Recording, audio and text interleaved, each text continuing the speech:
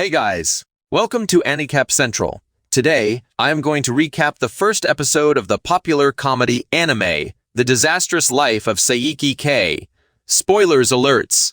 Meet Kusuo Saiki, a 16-year-old psychic. He was a miraculous child. Unsurprisingly to his parents, he started talking at the age of 14 days. In only 1 month, he started walking, on air. Asian children, what can you say? In only a year, he could run errands for his mom. And naturally, any parent would think their child has some sort of problem, but Kuniharu Saiki, the father, and Kurumi Saiki, the mother, were super laid back and Asian. Jumping to the future, Saiki is now 16 years old, and with all these powers, he's helping people, bending spoons, and winning popsicle lotteries. Life is like a dream, right? But it is not the case for Saiki. Bending spoons while eating is a pain for him. Eating all those ice cream gives Saiki a tummy ache. You may think having powers like telepathy, psychokinesis, X-ray vision, teleportation, and clairvoyance makes him the happiest person in the world. But in Saiki's case, it's like having everything taken away from him. He can't get surprised because he can read their minds before. No exams, tests, or games are challenging to him anymore. It's like a NEET who gets everything they want, but in return lost all their ability to be productive. In the same way, Saiki cannot enjoy the feeling of achievement or surprise. Because of these powers, he has become a vessel without emotions. Despite that, Saiki is happily leading a peaceful life with his parents. One day, Saiki returns home to find his parents fighting. Spoke too soon. Saiki's dad was locked outside because his mom changed the lock. Saiki uses his psychic powers to get them in. His dad barges in and yells at his wife for locking him out, which his mom completely ignores. She made cutlets for Saiki and roasted a shoe for her husband. Dad shouts at mom saying, does she know how many shoes he has to lick to earn food for the family? So it's an acquired taste. He asks where the other shoe is. Mom tells him not to worry and serves him the other roasted shoe. Dad requests Saiki to use his powers and turn the shoe into a steak or hypnotize him to make the shoe seem like it's a steak. Mom, tells Saiki, with great power comes great responsibility. Oh, wait, wrong show. What she tells Saiki is to bring down a hammer on his father. Now that's the proper use of his powers, or she thinks. Saiki could stop his parents from fighting, but he decides to let them figure it out themselves. In the meantime, his father snags Saiki's cutlets. Seeing this, Mom goes Super Saiyan mode on Dad. However, Saiki now is fixated on his favorite coffee jelly. As he goes to eat the jelly, Mom throws his dad on Saiki. Saiki uses his superhuman speed to eat the drop of jelly before it touches the ground. Dad, being infuriated, asks Saiki if he would rather use his powers on jelly rather than save his dad. Personally, I'd choose the jelly over his shoe, licking Dad any day. Meanwhile, Mom turns fully into a demon and throws the table on his father. Lucky saves his father, or maybe the food. Seeing this, Mom goes into gorilla mode and tells them that she hates both of them. Saiki, being a psychic, knows what their true feelings are. He can tell that underneath all, mostly breaking Dad's bones, they love each other. Saiki finally decides to intervene better in Mom and Dad's quarrel by turning himself into a medium. Mom and Dad learn about each other's true feelings through forced telepathy. Saiki finally can enjoy this coffee jelly. Oh, wait. Mom gives the coffee jelly to Dad as a sign of reconciliation. Rip window glasses. The next day, Saiki is at school. No one in school knows about his powers. Saiki chooses to hide his powers because using his psychic abilities draws attention. In kindergarten, he was undefeated in rock, paper, scissors. All the other kids lost all their toys and food to Saiki. Even the teacher lost her nerve trying to win against Saiki. After losing more than 100 times, she left the kindergarten out of embarrassment.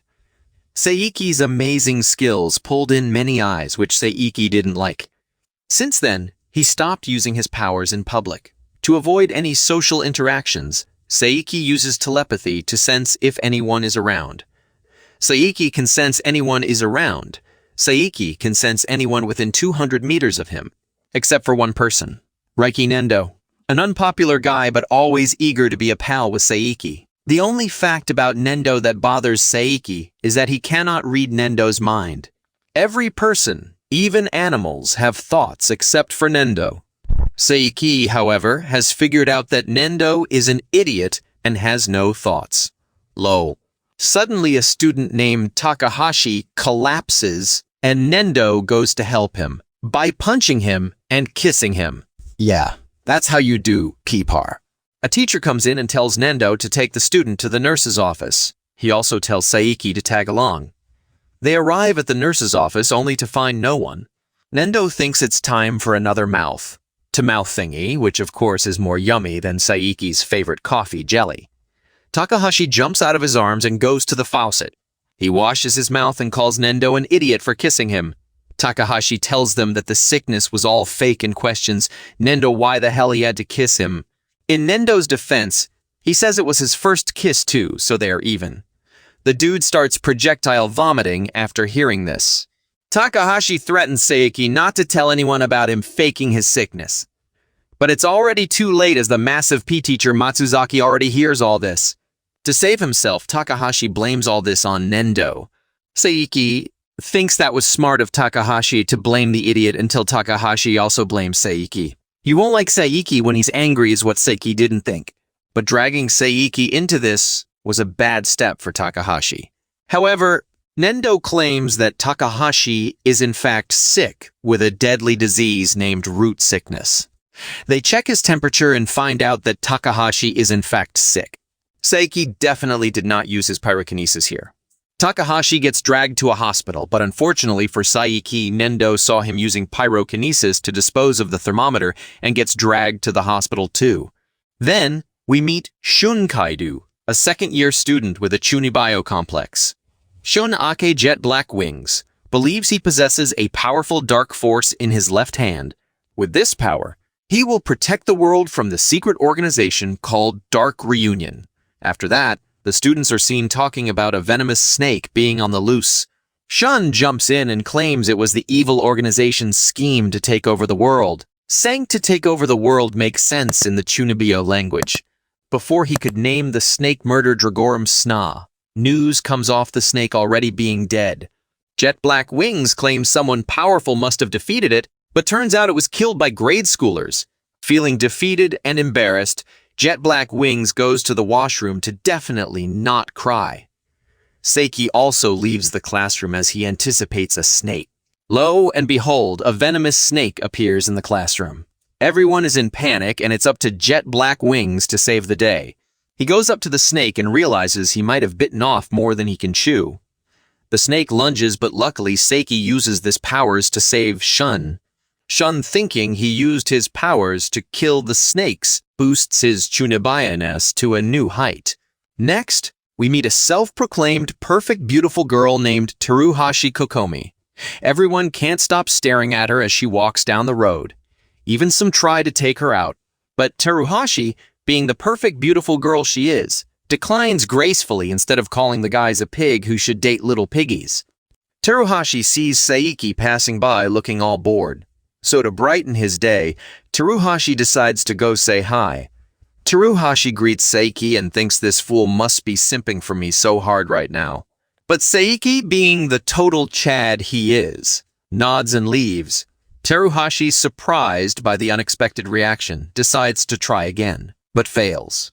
Being the perfect beautiful girl, Teruhashi thinks Saiki took her to be a mirage, so this time she will make sure he notices. In the meantime, Saiki realizes he's been put into a corner because up ahead is Nendo. And if Nendo sees Saiki with Teruhashi, Saiki has to act as everyone does. Like a simp, which a total Chad like Saiki will never do. Saiki unknowingly teleports and gets out of the situation. But to his demise, Teruhashi thinks that she was the one thinking about Saiki all this time. And falls in love. Women. Today's episode ends here. Hope you guys enjoy the recap. Subscribe for more videos. Take care.